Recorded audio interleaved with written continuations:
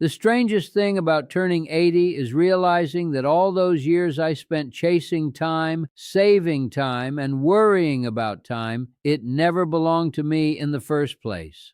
My name is Walter. I am 80 years old, and only recently did I begin to understand why the thing I wanted most had been slipping through my hands since I was a boy. When I was young, I believed life was something that started later. Later when I finished school. Later when I got a better job. Later when I made enough money. I think a lot of us are taught to live that way, always leaning towards some future version of ourselves, convinced that the real part of life is waiting just around the corner. I grew up in a small house with my parents and my two sisters. We did not have much, but I never thought of us as poor. My father worked long days at the railroad, and my mother kept everything together with a kind of quiet strength I never appreciated until much later. Supper was always at 6. My father always sat at the same place at the table. My mother would hum while she washed the dishes. Back then, I could not wait to grow up. I remember standing in front of the bathroom mirror when I was maybe 14, trying to make myself look older. I wanted the deep voice, the car, the freedom, the life I imagined grown men had. I thought adults had answers. I thought they woke up every morning knowing exactly what mattered. By the time I was 23, I was married to a woman named Helen. She had dark hair, a laugh that filled a room, and a way of looking at me that made me feel steadier than I really was. We rented a tiny apartment above a hardware store. In the summer, it was too hot. In the winter, the pipes knocked all night long. But we were happy there. At least, I think we were. I was working at a manufacturing plant then, and I worked hard. Harder than I needed to, if I'm being honest. I took every extra shift, every Saturday, every chance to earn a little more. I told myself I was doing it for us, for the future, for the house we would someday buy, for the children we would someday have, for the life we would someday build. There is a dangerous word in that sentence. Someday. Someday can take over your whole life if you let it. Helen used to ask me to sit with her on the porch in the evenings. We had 2 metal chairs out there, nothing fancy. She would make tea and we would listen to the crickets and watch the neighbors come home. But most nights I was tired. I would tell her maybe tomorrow, maybe this weekend, maybe after things slowed down. Things never slowed down. A few years later we had our first son, then a daughter after that. Suddenly life became busier than I ever imagined. There were bills, school clothes, broken appliances, doctor visits, car trouble. I kept working. I kept thinking if I could just get ahead, then I could relax. Then I could spend more time with my family. Then I could enjoy what I had built. I remember one afternoon very clearly. My son was maybe 9 years old. He came into the garage while I was fixing the lawnmower, and he asked if I wanted to play catch with him. I told him not right now. I said maybe later. He stood there for a second, holding that baseball glove in his hands. Then he said, "Okay," and walked back inside. I do not remember whether we ever played catch that day. I honestly do not know, but I remember the look on his face when he turned away, and somehow that memory has stayed with me longer than any of the hours I spent at work. Life has a way of disguising itself as routine. You think you are just getting through another Tuesday, another winter, another year.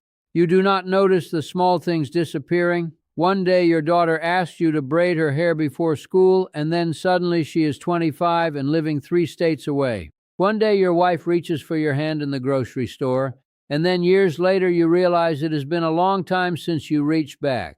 One day your parents are there, sitting at the kitchen table, moving slowly but still somehow permanent, and then one morning the phone rings before sunrise. My father died when he was 72, a heart attack. Quick, sudden. One week he was out in the yard complaining about the weeds, and the next week I was standing in a dark suit beside his grave, staring at the ground because I could not bear to look at the sky. After the funeral, I went back to my mother's house to help her sort through his things. We opened drawers, closets, old boxes in the attic. In one of those boxes I found a little notebook. Inside that notebook my father had written down all sorts of things. Measurements for a shelf he wanted to build. The date he bought his first truck, a recipe my mother liked. But there was one line written in the middle of a page all by itself, and I have never forgotten it. It said, "I thought there would be more time." I sat there on the floor holding that notebook, and for the first time in my life, I understood that my father had felt the same thing I was feeling. He had spent his life trying to provide, trying to be responsible, trying to prepare for tomorrow, and somewhere along the way, tomorrow kept moving. But even then, I did not really change. That is the hard truth. People like to believe that wisdom arrives in one big moment, like a door opening. In my experience, it is slower than that. You learn the same lesson over and over until finally it stays. Years passed. The children grew up. Helen and I grew older. I retired at 68, and for the first few months, I did not know what to do with myself. My whole life had been organized around work, around schedules and obligations and things that needed to get done. Then one morning I woke up and there was nowhere I had to be. You would think that would feel wonderful. Instead, it frightened me. I sat at the kitchen table with a cup of coffee and looked out the window, and I realized I had spent decades waiting for free time, and now that I had it, I did not know how to live inside it. Helen noticed before I did. She always noticed things before I did. One evening she came and sat beside me in the living room and said, "Walter, you are still acting like your life is somewhere else." I asked her what she meant. She said, "You always talk about the things you are going to do, the places you are going to go, the time we will have later, but we are here now." I wish I could tell you that I understood immediately. I did not. I nodded. I changed the subject. I told her we should plan a trip someday. She smiled at me, but there was sadness in it. 2 years later, Helen was diagnosed with cancer. At first, we thought we had caught it early. The doctors were hopeful. There were treatments and appointments and months where we let ourselves believe everything would be all right. Then there were other months. The last summer we had together, she spent a lot of time sitting by the window in our living room. She had grown thinner. Her hands looked smaller, but her eyes were the same. One afternoon, I sat beside her, and we watched the rain for a while without speaking. Then she said very quietly, "You always thought life was waiting for you somewhere in the future." I looked at her, and I could not answer. She reached over and held my hand. "It was here all along," she said. Helen died 3 weeks later. After she was gone, the house became unbearably quiet. I would hear the refrigerator hum, the floorboards creak, the sound of the wind outside, and every noise reminded me that she was no longer there. For months I moved through the days like a man walking through fog. I made coffee for 2 without thinking. I turned to tell her something and found an empty room. Then one morning I was cleaning out a drawer and I found an old photograph. It was the 2 of us on that tiny porch outside our first apartment, sitting in those old metal chairs. Helen was laughing. I was looking at her, though I do not think I realized anyone had taken the picture. I sat there holding that photograph, and suddenly I understood what she had been trying to tell me all those years.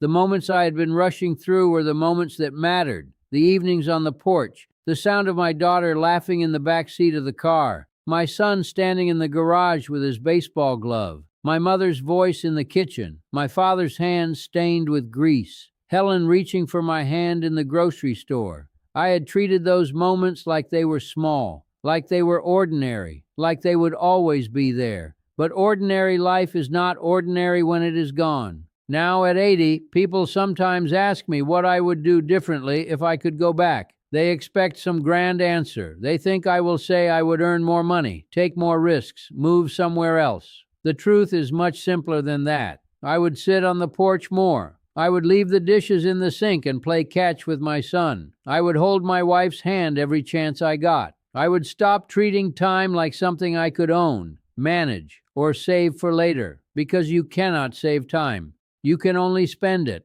And whether you spend it worrying, waiting, rushing, or paying attention, it goes just the same. The only difference is what remains in your hands when it is gone. So if you are listening to me now and there is someone you love in the next room, go sit with them for a while. If there is something beautiful in your life that you keep telling yourself you will appreciate later, do not wait. Later is a promise none of us get to keep. And one day, if you're lucky enough to reach 80 like I have, you may look back and realize that time was never yours to hold. It was only ever yours to notice.